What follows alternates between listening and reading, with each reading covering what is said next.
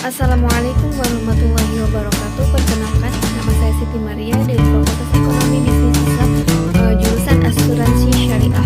Kedua, kelas A dengan NIM 211300033. Ini langsung latihan filsafat. Kata filsafat berasal dari dua patah kata bahasa Yunani yang artinya atau yaitu philos dan sophia.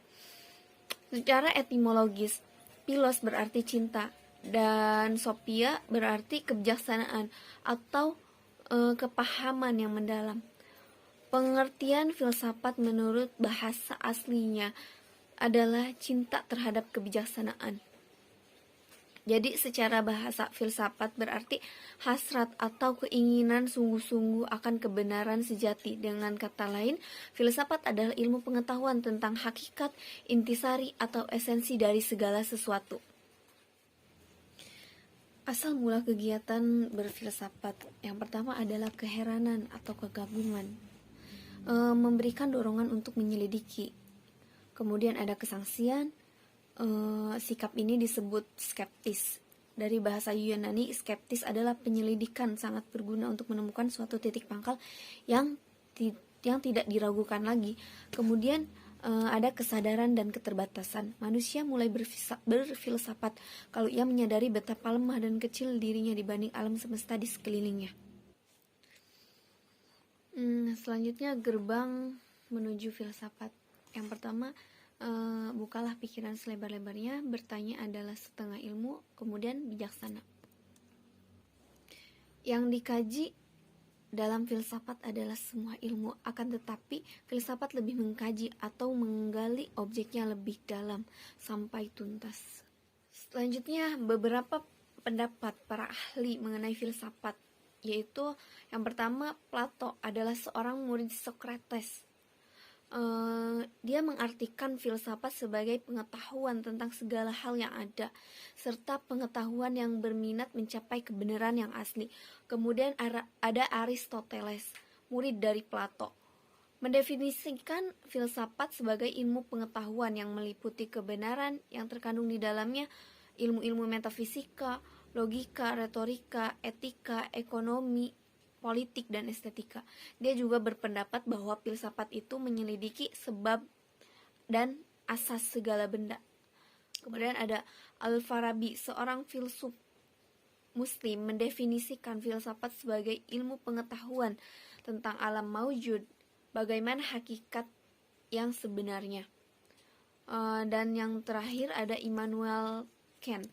Immanuel Kant mendefinisikan filsafat sebagai ilmu pokok dan pangkal. Mengenai filsafat barat, filsafat barat ini berkembang dari tradisi falsafi orang Yunani kuno. Dikatakan bahwa kitab-kitab terjemahan Boethius menjadi sumber perkembangan filsafat dan ilmu pengetahuan di Eropa. Tokoh utama filsafat barat antara lain Plato, Thomas Aquinas, René Descartes, Immanuel Kant, Arthur Schopenhauer, Karl Heinrich Marx, Friedrich, kemudian Jean-Paul Sartre.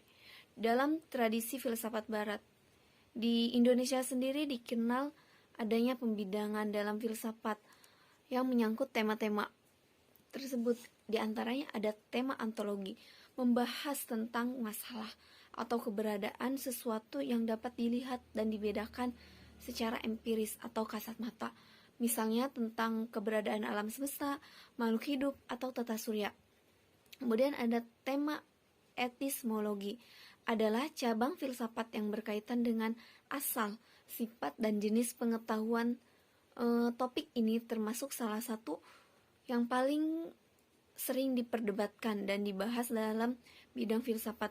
Misalnya tentang apa itu pengetahuan, bagaimana karakteristiknya, macamnya, serta hubungannya dengan kebenaran dan keyakinan. Dan yang terakhir adalah tema aksiologi. Aksiologi merupakan cabang filsafat ilmu yang mempertanyakan bagaimana manusia menggunakan ilmunya, tujuan ilmu pengetahuan, dan bagaimana manusia menggunakan ilmu tersebut. Jadi hakikatnya yang ingin dicapai adalah hakikat manfaat yang terdapat dalam suatu pengetahuan. Dari sejarah filsafat Barat Yunani kuno itu berlanjut kepada sejarah abad pertengahan, di mana di bangsa Eropa ini tidak ada kebebasan berpikir. Kemudian ada sejarah filsafat abad pertengahan ditandai dengan pengaruh doktrin gereja yang sangat besar waktu itu. Pemikiran harus sesuai dengan ajaran Kristiani, kalau menyeleweng maka bisa dianggap murtad dari agama. Gereja sebagai pusat kebenaran. Berbeda dengan zaman Eropa, kemudian ada lagi pembaharuan yang disebut Renaissance, yaitu bangkitnya kembali pemikiran, membuka kembali kebebasan berpikir. Selanjutnya pada masa modern, merupakan periode di mana berbagai aliran pemikiran baru mulai bermunculan. Baiklah, hanya itu yang dapat saya sampaikan.